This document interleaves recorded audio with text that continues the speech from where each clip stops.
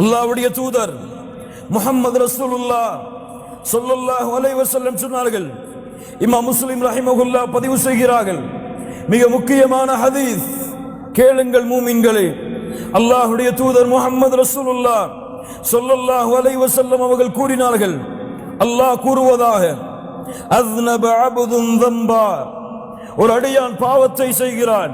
ஃபகால அல்லாஹும்ம கஃபிர் லி ذنبي, அல்லாஹ்வை அழைக்கிறான், யா அல்லாஹ் என்னுடைய பாவத்தை மன்னித்து விடு, என் குற்றத்தை மன்னித்து விடு.